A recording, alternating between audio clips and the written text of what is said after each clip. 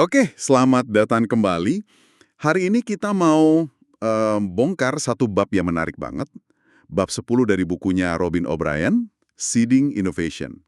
Judulnya aja udah langsung to the point, ya. 14 langkah menuju rencana keberlanjutan pribadi Anda. Jadi, di pembahasan kali ini, kita mau bedah satu ide yang menurut saya radikal. Buat seorang founder atau pemimpin, ngurus diri itu bukan soal kemewahan, tapi justru kewajiban strategis. O'Brien bilang, kesehatan Anda, mental, fisik, emosional, itu aset perusahaan yang paling berharga. Betul, dan ini bukan cuma slogan motivasi gitu. Konsep intinya yang menurut saya provokatif banget adalah Anda ada di neraca keuangan. Coba deh pikirin sejenak. Artinya merawat diri itu tugasnya setara sama ngelola keuangan atau mengembangkan produk. Ini adalah tugas fidusia Anda ke investor, ke tim, dan ya ke diri Anda sendiri. Bab ini bukan sekedar tips kesehatan biasa loh, ini kerangka kerja operasional. Oh, oke. Mari kita langsung masuk ke premis utamanya. Anda sebagai aset. Ini kan benar-benar melawan arus budaya startup yang selalu teriak, hustle, hustle, hustle gitu ya. Kerja keras, gila-gilaan. Buku ini seolah-olah bilang, tunggu dulu. Kalau mesin utamanya rusak, seluruh pabrik bakal berhenti.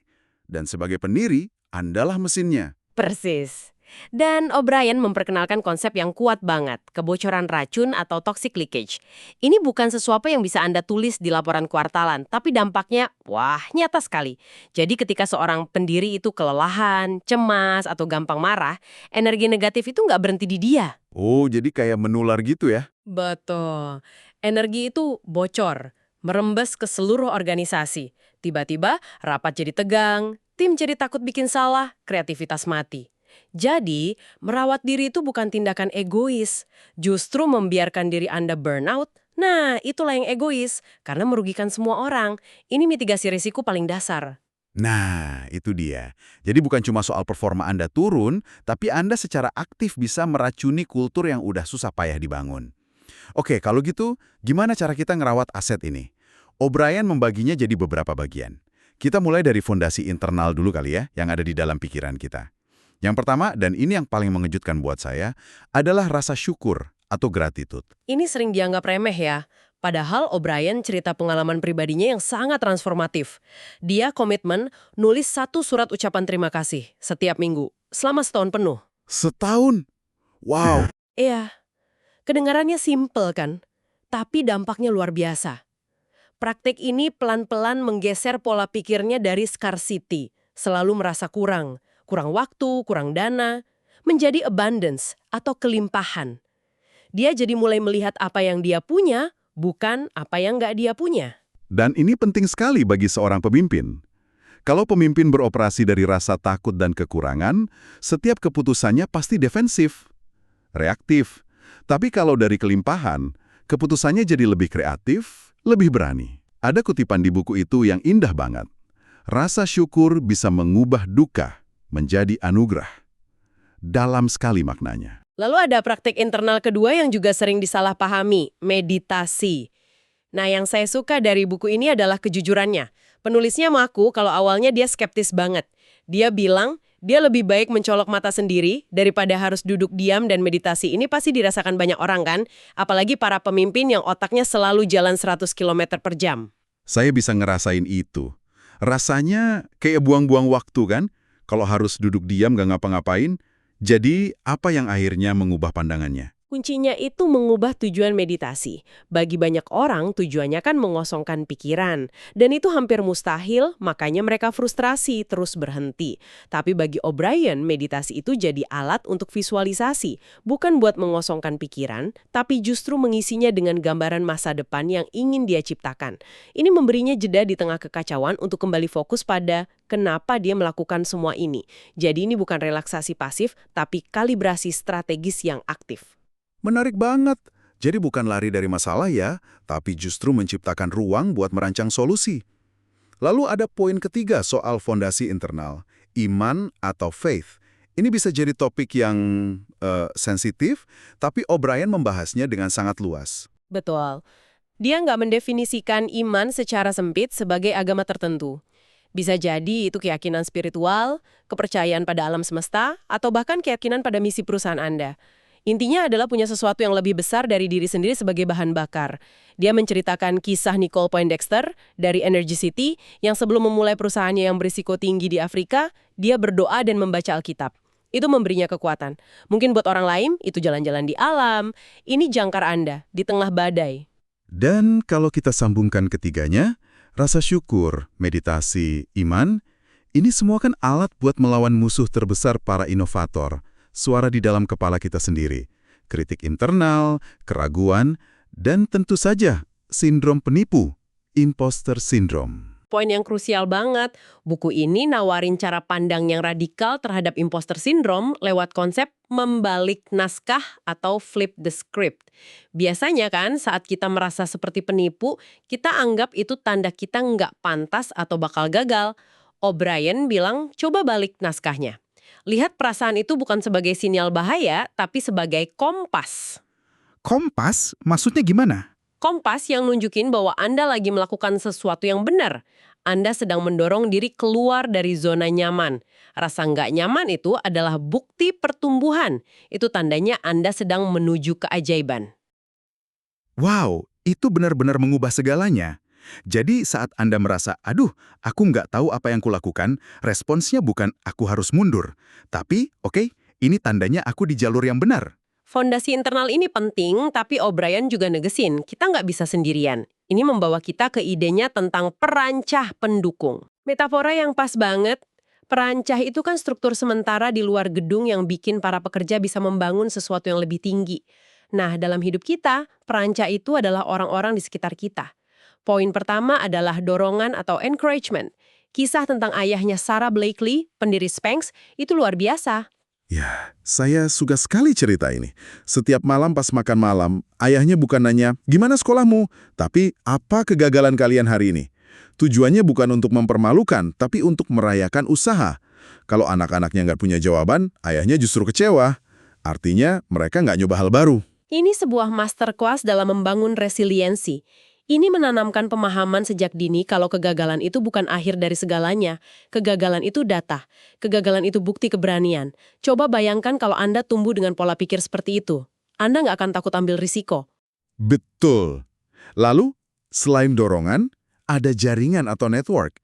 Buku ini bilang, jaringan itu mata uang. Saya penasaran, gimana O'Brien bedain antara jaringan buat karir sama dukungan emosional? Sering tumpang tindih kan? Pertanyaan bagus. O'Brien ngasih contoh yang jelas dari pengalamannya sendiri. Dulu dia nekat kirim email ke produser eksekutif acara TV besar. Ditolak tentunya. Tapi produsernya balas secara pribadi, ngasih semangat. Koneksi itu, meskipun singkat, ngasih dia bahan bakar buat terus maju. 3 tahun kemudian, bukunya diluncurkan di acara yang sama. Itulah fungsi jaringan. Buka pintu, ciptakan peluang. Oke, jadi jaringan lebih ke arah profesional dan peluang. Lalu, apa bedanya dengan komunitas? Nah, ini bedanya. Kalau jaringan, itu orang yang bisa bantu Anda naik tangga. Komunitas itu jaring pengaman di bawah tangga kalau Anda jatuh. O'Brien menyebut komunitas sebagai keluarga pilihan Anda. Mereka orang yang bisa Anda telepon jam 10 malam saat semuanya berantakan. Mereka nggak peduli jabatan Anda. Mereka peduli sama Anda. Jaringan itu penting buat karir. Komunitas itu krusial buat kewarasan. Pemimpin butuh dua-duanya. Pembedaan yang sangat jelas dan penting. Jadi kita udah punya fondasi internal dan perancah eksternal. Sekarang mari kita bahas hal-hal yang lebih praktis ya. Kebiasaan sehari-hari. Dimulai dari yang paling dasar. Tidur. Mungkin kedengeran klise ya, tapi buku ini ngingetin kita betapa seringnya hal ini kita abaikan. O'Brien cerita pas dia punya 4 anak di bawah 6 tahun. Kurang tidur itu bukan cuma bikin dia capek, tapi secara spesifik membunuh kreativitasnya dan bikin kemampuan pengambilan keputusannya tumpul. Wah, itu bencana buat seorang pemimpin. Bencana, mengorbankan tidur demi kerja lebih lama itu kesepakatan yang buruk banget. Anda mungkin kerja lebih banyak jam, tapi kualitas kerja per jamnya anjlok. Lalu ada makanan. Ada satu statistik di buku ini yang bikin saya kaget. 57% makanan di AS itu ultra proses. Pesannya simple banget. Kalau mau otak berfungsi baik, jangan dikasih bahan bakar sampah. Dan ini bukan soal diet ketat. Ini soal koneksi langsung antara apa yang Anda makan dengan kejernihan pikiran. Pernah nggak Anda merasa lesu dan susah fokus setelah makan siang yang berat? Brain fog kan? Nah, bayangkan Anda harus bikin keputusan strategis bernilai jutaan dolar dalam kondisi kayak gitu. Makanan bukan lagi urusan pribadi, tapi urusan performa bisnis. Poin yang bagus. Berikutnya musik. Ini favorit saya. Buku ini ngutip penelitian dari John Hopkins yang nyebut musik sebagai latihan total untuk otak. Bisa ngurangin cemas, naikin mood, dan memicu kreativitas. O'Brien bahkan bikin playlist creativity di Spotify pas nulis buku ini. Ini biohack termudah yang bisa dilakuin siapa aja. Anda bisa secara strategis pakai musik buat ngatur kondisi emosional. Butuh energi sebelum presentasi? Putar lagu yang semangat. Stres setelah rapat alot? Putar musik yang menenangkan. Ini alat gratis yang efektif banget. Saya suka ide pakai musik secara strategis, bukan cuma latar belakang. Dan yang terakhir, dari kebiasaan praktis ini, mungkin yang paling radikal buat para founder, izin untuk berhenti sejenak. Konsep dari Dr. Afifa Rom ini rasanya bertentangan dengan semua nasihat bisnis. Justru karena itu konsep ini kuat banget. Di budaya yang memuja kesibukan, berhenti itu tindakan pemberontakan.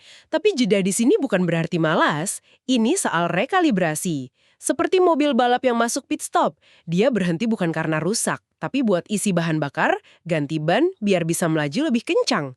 Jeda 5 menit buat natap keluar jendela bisa jadi lebih produktif daripada 30 menit balas email tanpa fokus. Jadi kalau kita rangkum semua kebiasaan ini, tidur, makan, musik, jeda, ini bukan sekedar tips gaya hidup. Ini adalah sistem operasi untuk menjaga Anda, sang aset utama, tetap berfungsi di performa puncak. Manajemen aset yang sesungguhnya. Tepat sekali. Dan semua ini bermuara pada satu langkah aksi yang sangat konkret di akhir bab, yaitu membuat neraca keuangan pribadi atau personal balance sheet. Oke, ayo kita jelaskan latihan ini. Soalnya, ini benar-benar bisa mengubah cara Anda melihat kemajuan pribadi. Anda diminta ambil selembar kertas, terus bagi jadi 2 kolom. Di kolom kiri tulis aset pribadi. Di sini Anda daftar semua yang ngasih Anda energi. Siapa aja para pendukung, supporters Anda, tulis nama mereka.